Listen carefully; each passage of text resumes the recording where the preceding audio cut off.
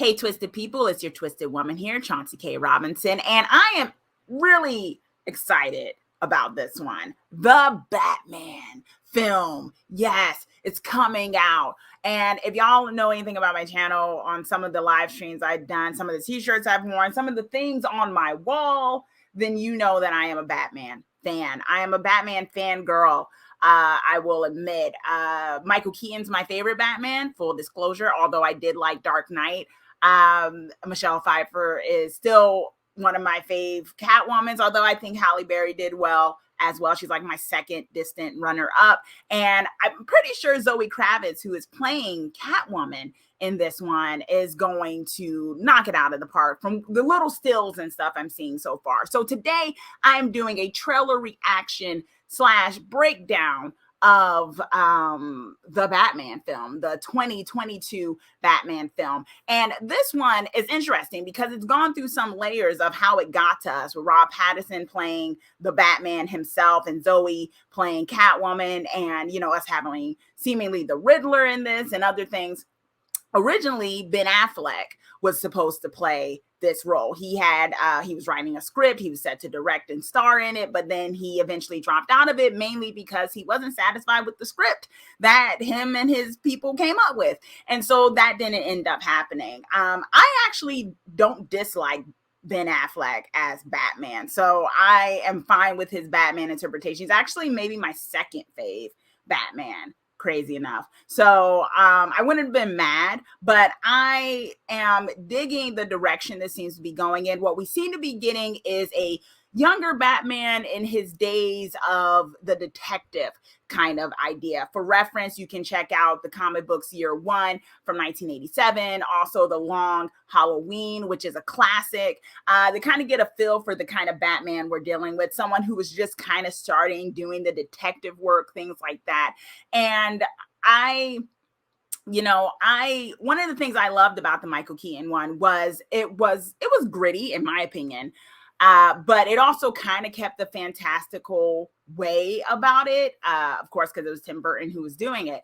Now, with Dark Knight, with Christian Bale and whatnot, I felt like I liked it, but it was so based in the real world, so based in it that I think it kind of lost a little bit of that fantastical kind of element that I felt like you need a little bit to infuse in it. And then Snyder came along and did Batman versus Superman, and I dug that. I felt like he inserted it back in there, some of the fantastical with the grittiness that is Batman, that kind of tends to balance it out, right?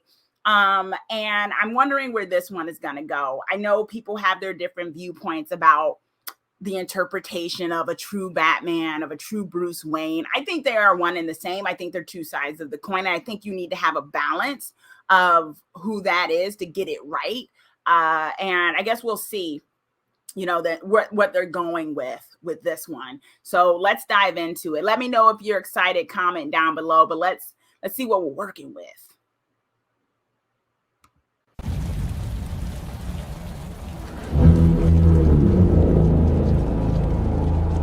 Okay. Gotham is always so dark. Just stay still. It's just depressing. Get out of here.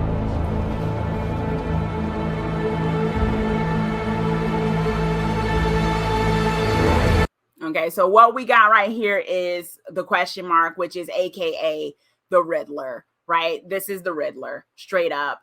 So that seems to be our villain so far of this one, which is cool. You know, I kind of like that they didn't go straight with the Joker, right? I feel like there's so many cool villains in the Batman universe, and I feel like Joker is like the Wolverine of Batman villains, aka he gets most of the attention when it's like so many other characters you can focus on.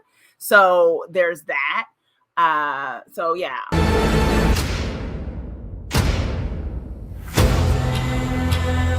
Fear is a tool. But when that light hits the sky, it's not just a call. Oh my it's gosh. a warning. Yes, it is a warning. Ooh. Okay. Joker people. Is it me or those kind of look like Joker people with the makeup? Maybe we're getting a hint of that. I've been trying to reach you. Martin God! This is a powder keg, and Ritter's the match. I can take care of myself. She looks amazing. She looks amazing. If this continues, it won't be long before you've nothing left. Alfred. I don't care what happens to me. It's only gonna get worse for you.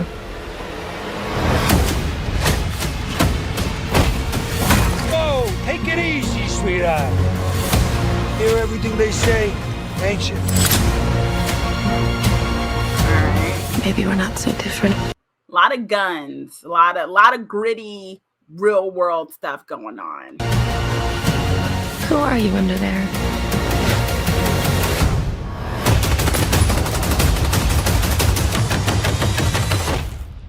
I'm vengeance. Yeah, he is. He's vengeance. He's very gritty so far. You have it so Rob Pattinson's kind of doing things like, this Batman, this Bruce is kind of like, I don't care, what happens to me. So we're definitely not getting in this one any kind of playboy Bruce Wayne right now. He hasn't there. That doesn't seem to be what we're going with thus far from what I'm seeing in this trailer. Let me know if you like that or hate it, because I kind of like the fact that he always kind of played the naive playboy to his Batman. And if he's kind of walking around already emo, wouldn't that be a clear giveaway? But we'll see.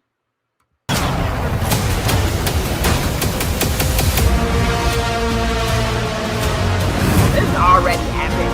Bruce, black, and blue, and tan, all over. You did come. I got you! I got you! Ooh, yes.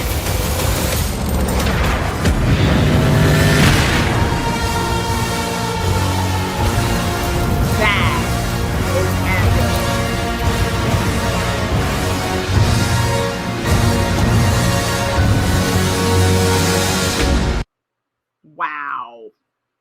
Wow.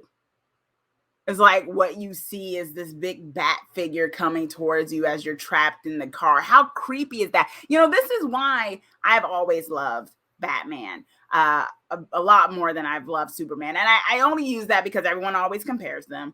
And they're the two flagships of DC, let's be honest. And so, I think maybe it's my horror love in me that has always enjoyed this kind of character because of the villains, that have a little bit of a horror edge to them.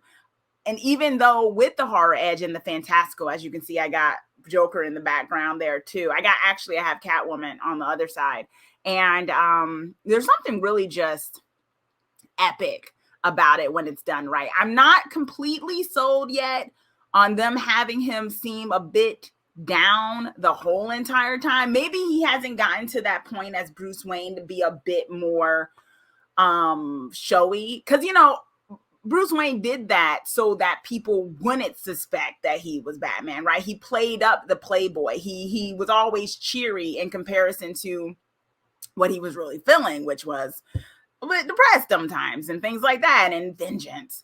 And so it'll be interesting to see if he gets to that point. And they're very clearly playing up. If you are a Bat-Cat shipper, Batman and Catwoman shipper, it seems like you are going to be eating really well in this one. I'm a Bat-Cat shipper, so I am happy about this.